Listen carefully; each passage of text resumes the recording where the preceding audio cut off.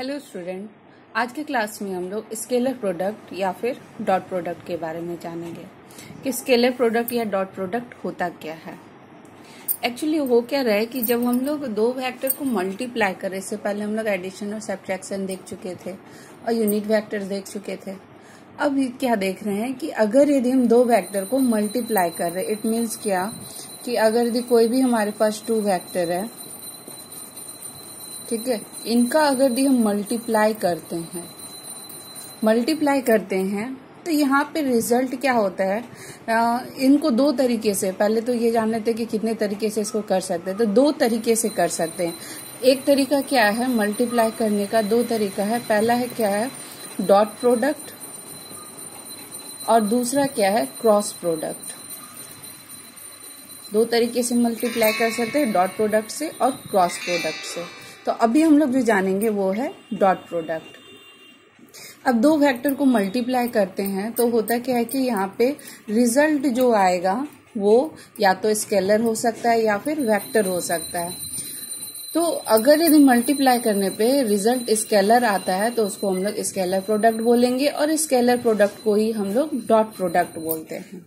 ठीक है, अब इसकी अगर डेफिनेशन लिखें तो डेफिनेशन हो जाएगा, लेट, मान लेते हैं कि दो वेक्टर है हमारे पास, let A and B are two non zero vector. यहाँ पे जीरो वेक्टर नहीं ले रहे हैं, नन जीरो वेक्टर ले रहे हैं, नन जीरो वेक्टर। ठीक है, दो नन जीरो वेक्टर है हमारे पास। देन देयर डॉट प्रोडक्ट, पहले उसको लिखेंगे कैसे, तो then their dot product is defined as, is denoted as या is denoted by A dot B. इसको अगर यदि हम जो डॉट प्रोडक्ट लेंगे उसको डिनोट कैसे करेंगे, ए डॉट बी से। एंड डिफाइंड एज, उसको डिफाइन कैसे करेंगे, एंड डिफाइंड एज, उनको डिफाइन कैसे करेंगे, उनको डिफाइन करेंगे ए डॉट बी। अगर यदि ले रहे हैं दोनों का डॉट प्रोडक्ट ले रहे हैं तो इसकी वैल्यू क्या हो जाएगी, modulus of A into modulus of B cos theta. ठीक है, इसकी वैल्यू क्या हो जाएगी, अगर यदि दोनों का डॉट प्रोडक्ट ले रहे हैं ए डॉट बी का तो उनको इस तरीके से लिखेंगे और उसकी वैल्यू क्या होगी, modulus of A into modulus of B cos theta.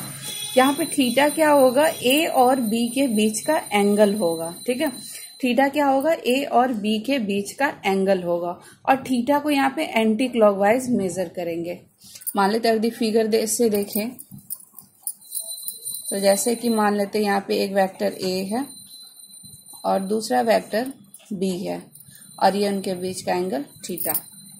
ठीक है, तो यहाँ पे ए डॉट बी का वैल्यू क्या हो गया, modulus of A into modulus of B cos theta. इस तरीके से हम लोग दो वेक्टर दिया हुआ है तो दोनों वेक्टर के बीच का डॉट प्रोडक्ट इस तरीके से निकालेंगे। अब थोड़ा सा थीटा पे जान लेते हैं कि अगर यदि थीटा की वैल्यू 0 डिग्री हो गई, ये थीटा अगर यदि 0 डिग्री का हो गया देन क्या होगा, थीटा 0 का मतलब कॉस 0 डिग्री, यानी ए डॉट बी, ए और दो जो वेक्टर हैं पहले लिख देते हैं, if theta is equal to 0 degree then A dot B का वैल्यू यानी mod of A into mod of B cos theta होता है। अगर यदि थीटा की वैल्यू 0 हो गई तो यहाँ पे क्या लिखेंगे, कॉस 0 डिग्री। और cos 0 डिग्री की वैल्यू हम लोग क्या जानते हैं, cos 0 degree is equal to 1 होता है। Then modulus of A into modulus of B, यानी ए और बी अगर यदि सेम ही पर हो, 0 डिग्री करने का मतलब यहाँ पे क्या हो गया कि ए और बी के बीच कोई एंगल बना ही नहीं, यानी ए के ऊपर बी ऐसा कुछ अगर दी हो जाए तब ए और बी के बीच में कोई एंगल ही नहीं हो रहा है। जब ए और बी के बीच में कोई एंगल ही नहीं हो रहा तो cos 0 डिग्री हो गया और cos 0 डिग्री की वैल्यू हम लोग क्या जानते हैं, 1। तो ए डॉट बी की value modulus of A into mod of B, या इफ कब, जब थीटा की वैल्यू 0 डिग्री होगी तब। अब दूसरा देखते हैं यहाँ पे, अगर यदि मान लो सेम ही हम वेक्टर ले लिए, इसी में एक और रिजल्ट ले लेते हैं, अगर यदि सेम ही वेक्टर ले लिए तो ये क्या होगा, यहाँ पे ए डॉट ए हो जाएगा, यहाँ पे ए डॉट ए हो जाएगा, ये भी ए हो जाएगा। यहाँ पे क्या होगा, मॉड ऑफ ए का होल स्क्वायर, या फिर सिंपली ऐसे भी लिख सकते हैं। ठीक है, अगर दी सेम ही हो गया तो अब अगर यदि थीटा की वैल्यू हम लोग 0 डिग्री से हटा के π/2 कर देते, कुछ रिजल्ट इनको जानना बहुत जरूरी होता है। तो अगर यदि थीटा की वैल्यू π/2 हो गई, π/2 कहने का मतलब क्या हो गया, 90 डिग्री हो गई, यानी यहाँ पे क्या हो गया, ए और बी क्या हो गए, एक दूसरे पे परपेंडिकुलर हो गए। ए और बी एक दूसरे पे परपेंडिकुलर इस तरीके से हो गए। यहाँ पे ए वेक्टर है और यहाँ पे बी वेक्टर है, इस तरीके से अगर परपेंडिकुलर हो जाएंगे देन इनका डॉट प्रोडक्ट क्या होगा, A dot B is equal to mod of A mod of B cos π/2। Cos π/2 हो गया, और कॉस π/2 यानी कॉस 90 डिग्री, और कॉस 90 डिग्री का वैल्यू हम लोग जानते हैं क्या होता है, 0 होता है। तो यहाँ पे होल की वैल्यू क्या हो जाएगी, 0, यानी इज इक्वल टू 0।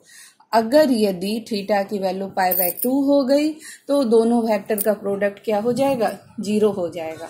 ठीक है, अब कुछ और रिजल्ट देखते हैं। तीसरा देखते हैं, अगर ये थीटा की वैल्यू पाई हो गई देन क्या होगा, थीटा की वैल्यू पाई हो गई यानी ए और बी के बीच का एंगल 180 डिग्री हो गया, देन क्या होगा, ये कॉस पाई हो जाएगा। और कॉस पाई का वैल्यू हम लोग क्या जानते हैं, कॉस पाई की वैल्यू -1 होती है, यानी इसका वैल्यू क्या हो जाएगा, माइनस मॉड ए इंटू मॉड बी। ठीक है, तो हम लोग देखिए अगर थीटा की वैल्यू 0 हो जाती है तो उसका डॉट प्रोडक्ट मॉड ए इंटू मॉड बी होता है। थीटा इज इक्वल टू π/2 हो जाती है तो ये 0 हो जाती है, और अगर पाई हो जाती है तो इसका वैल्यू बस आगे में निगेटिव लग जाता है। ठीक है, अब अगर दी क्वेश्चन आपसे कोई एग्जाम में क्वेश्चन दिया हुआ है और उसमें डायरेक्ट पूछे कि वेक्टर दिया हुआ उनके बीच का एंगल पूछ ले, तो ए डॉट बी का वैल्यू हम लोग क्या जान रहे हैं, mod of A into mod of B cos theta. तो यहाँ से कॉस थीटा की वैल्यू क्या हो जाएगी, A vector B divided by mod of A into mod of B. ये बहुत इंपॉर्टेंट रिजल्ट है, यानी दोनों के अगर दी कॉस थीटा का वैल्यू डायरेक्ट हमको निकालना रहेगा तो इस फॉर्मूला का यूज करके हम लोग डायरेक्ट इसकी वैल्यू निकाल सकते हैं। अब थोड़ा सा आगे हम इसमें देखते हैं यूनिट वेक्टर का। अगर यदि आपके क्वेश्चन में यूनिट वेक्टर दिया हो तब क्या होगा, यूनिट वेक्टर याद ही होगा आई जे और के। ठीक है, आई जे और के। तो अब आई कैप और आई, ठीक है, इन दोनों का प्रोडक्ट जान लेते हैं, क्योंकि आगे जो क्वेश्चन रहेगा अगर यूनिट वेक्टर में दिया तो उनका प्रोडक्ट अगर डॉट प्रोडक्ट निकालना हो तो उससे पहले इस रिजल्ट को जानना जरूरी रहेगा। यूनिट वेक्टर यानी आई इंटू आई, अगर यदि दोनों सेम है मतलब यूनिट वेक्टर क्या हो रहा है, एक्स वाई और जेड के डायरेक्शन में क्या हो रहा है, उनका एक यूनिट लिया जा रहा है ना, वहां पे इकाई लिया जा रहा है, एक यूनिट मतलब 1 लिया जा रहा है। तो अगर यदि यहाँ पे दोनों के बीच दोनों का निकाल रहे हैं तो आई और आई सेम का सेम पे ले रहे हैं, तभी हम लोग क्या देखे थे, सेम का सेम पे लेते हैं, तो ये क्या हो जाएगा, mod of I cap into cos theta की वैल्यू यहाँ पे क्या हो जाएगी, 0 डिग्री हो जाएगी, क्योंकि सेम का सेम पे लेंगे तो क्या होगा, 0 डिग्री। कॉस 0 डिग्री की वैल्यू क्या होती है, 1 होती है, और यूनिट वेक्टर ले रहे तो इनका मॉड क्या होगा, 1 होगा, यानी 1 इंटू कॉस 0 की वैल्यू 1, यानी इसका वैल्यू क्या हो जाएगा, 1। इसी तरीके से अगर यदि हम जे का जे के साथ लें तो भी 1 आएगा, के का के साथ लें देन तब भी रिजल्ट 1 देगा। ठीक है, तो ये इंपॉर्टेंट रिजल्ट है, इसको जरूर से याद रखिएगा कि I dot I, J dot J और के डॉट के इनकी वैल्यू 1 आती है। क्यों आती है, क्योंकि आई कैप का मॉडुलस इंटू आई कैप का मॉडुलस कॉस 0 डिग्री, यहाँ पे जब सॉल्व करते हैं तो 1 आता है। अब देखते हैं अदर के साथ, यानी आई का जे के साथ, जे का के साथ, या फिर आई का के साथ। तो पहले आई डॉट जे का देख लेते हैं, यानी इनको कैसे लिखेंगे, आई जे कॉस। अगर यदि आई और जे के साथ लेते हैं, आई जे और के, आई, जे और के सभी एक दूसरे पे क्या है, परपेंडिकुलर है। परपेंडिकुलर मतलब क्या हो रहा है, 90 डिग्री बना रहे थे। यहाँ एंगल की वैल्यू क्या लिखेंगे, π/2। और cos π/2 की वैल्यू क्या होती है, हम लोग जानते हैं cos π/2 की वैल्यू, cos 90 डिग्री की वैल्यू 0 होती है, यानी 0 से सबको मल्टीप्लाई कर दे तो ये 0 हो जाता है। यानी एक का दूसरे के साथ लेते हैं, एक यूनिट वेक्टर का दूसरे यूनिट वेक्टर के साथ लेते हैं, आई का जे के साथ लेते हैं तो इसकी वैल्यू क्या हो जाएगी, 0 हो जाएगी। इसी तरह जे का के साथ लेंगे तो 0 हो जाएगा, आई का के साथ लेंगे तो 0 हो जाएगा। और एक रिजल्ट जानते हैं हम लोग कि a dot B is equal to B dot A, सबसे पहले ही शुरू में हम लोग ये चीज देखे थे। तो वहां से हम लोग j डॉट आई का भी वैल्यू 0 हो जाएगा, k डॉट जे का भी वैल्यू 0 हो जाएगा, k डॉट आई का भी वैल्यू 0 हो जाएगा। ठीक है, अब एक दो थोड़ा सा सिंप्लीफाई करके रिजल्ट को दे देते हैं। मान लो ए वेक्टर इस तरीके का है, A1 आई कैप प्लस A2 जे कैप प्लस A3 के कैप, और B की वैल्यू इस तरीके से दी है, B1 I cap plus B2 J cap plus B3 K cap. Then A dot B, अर्धी सिंपल वेक्टर दिया होता तो mod of A into mod of B cos theta, लेकिन अर्धी इस तरीके से दिया हुआ है, देन क्या होगा, तो दोनों का पहले प्रोडक्ट लिख लेते हैं, A1 आई प्लस A2 जे प्लस A3 के इंटू B1 आई प्लस B2 जे प्लस B3 के। अब सबका सबके साथ मल्टीप्लाई करते हैं, इसका इसके साथ, इसके साथ और इसके साथ। अभी A1 B1 I dot I की value 1, A1 B1 into 1 plus इसका इसके साथ करेंगे तो आई डॉट जे की वैल्यू हम लोग क्या जान रहे, 0, आई डॉट के की वैल्यू 0, तो सारे की वैल्यू यहाँ पे क्या हो जाएगी, 0 हो जाएगी। फिर अगर यदि हम जे का मल्टीप्लाई कर दें आई के साथ, जे के साथ और के साथ, तो जे का आई के साथ 0, जे का जे के साथ 1 यानी A2 B2, जे का के साथ 0, ठीक है, प्लस A3 का अगर दी मल्टीप्लाई करते हैं, फिर के का अगर दी हम मल्टीप्लाई करते हैं, के का आई के साथ 0, के का जे के साथ 0, के का के साथ 1 यानी A3 इंटू B3। ठीक है, ये था दो वेक्टर का प्रोडक्ट। अब अगर दी इनका एंगल जानना हो तो एंगल के लिए एक फॉर्मूला बताए थे ना, cos theta is equal to vector A dot B और नीचे में mod of A dot mod of B।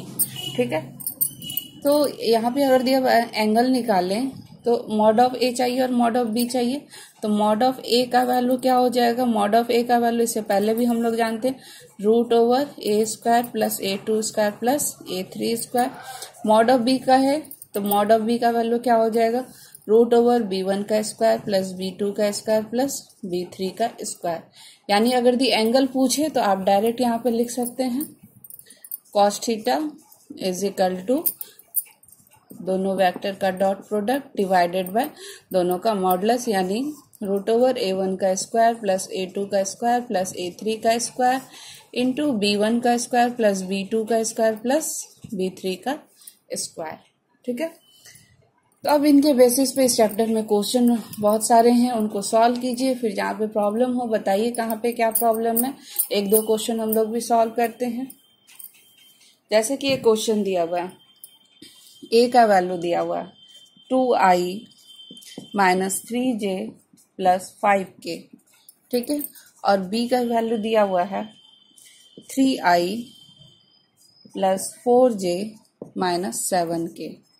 ठीक है, अब क्या बोल रहा है कि find the value of a dot B. a dot B निकालना बहुत आसान है, a डॉट बी निकालना है मतलब 2 इंटू 3 प्लस माइनस 3 इंटू जे प्लस 5 इंटू माइनस 7 निकालना है। ठीक है, तो आप ऐसे पहले लैंग्वेज में थोड़ा सा लिख लीजिए, minus 3j plus 5k into 3i plus 4j minus 7k। ठीक है, अब दोनों का प्रोडक्ट निकालिए। तो यहाँ पे दोनों का अगर दी हम प्रोडक्ट निकाले, पहले तो i का i के साथ करेंगे तो 1 हो जाएगा और बाकी के साथ क्या हो जाएगा, 0 हो जाएगा। तो डायरेक्ट लिख देते 2 into 3 plus minus 3 into 4 plus 5 into minus 7, कितना हो जाएगा 6 माइनस 12 माइनस 35, 6 माइनस 5 2 7 3 1 4, 47 यानी माइनस 41। तो इसका आंसर क्या हो जाएगा -41। ठीक है। अब इसी तरीके से कुछ क्वेश्चन है, उसको आप लोग सॉल्व करके आंसर बताइएगा। a डॉट बी दिया हुआ है, यहाँ पे c की वैल्यू मैं दे रही हूँ 5i minus 4j plus 3k। ठीक है। Then find the value of a plus b dot c। ये आप निकालिएगा, निकाल के बताइएगा कितना आ रहा है कमेंट में। a प्लस बी यानी दोनों को पहले ऐड कर लेना है, उसके बाद जो रिजल्ट आएगा उसको c के साथ मल्टीप्लाई करना है। ठीक है। और कुछ क्वेश्चन देखते हैं। क्वेश्चन दिया है find the angle between two vectors a and b with magnitudes √3 and 2 respectively and value क्या दिया हुआ है, a डॉट b की वैल्यू क्या दिया हुआ है √6 दिया हुआ है। तो आपको बताना है फाइंड द एंगल बिटवीन, यानी दोनों के बीच का एंगल बताना है। एंगल मतलब कॉस थीटा का वैल्यू निकालना है। कॉस थीटा का वैल्यू हम लोग क्या जानते हैं, पहले लिख लेते हैं। a dot b is equal to क्या होता है mod of a into mod of b cos theta. ये फॉर्मूला हम लोग जानते हैं। ठीक है, cos theta.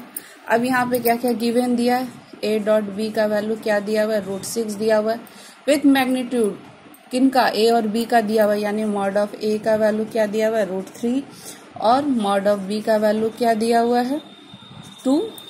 Then cos theta का वैल्यू पूछ रहा है, तो कॉस थीटा का वैल्यू क्या हो जाएगा, cos theta is equal to यहाँ पे क्या हो जाएगा, इस फॉर्मूले पे अप्लाई करें तो √6 बाय ये भी डिवाइड में चले जाएगा √3 इंटू 2, √3 इंटू √6 कैंसिल करे तो √2 यानी √2 बाय 2, इसको भी कैंसिल करे तो 1/√2 और cos theta is equal to 1/√2। 1/√2 को हम लोग क्या लिख सकते हैं cos 45 डिग्री। देन थीटा की वैल्यू क्या हो जाएगी 45 डिग्री। ठीक है, यहाँ से cos कैंसिल हो जाएगा, थीटा का वैल्यू क्या हो जाएगा 45 डिग्री। तो इस तरीके से क्वेश्चन बनाना है।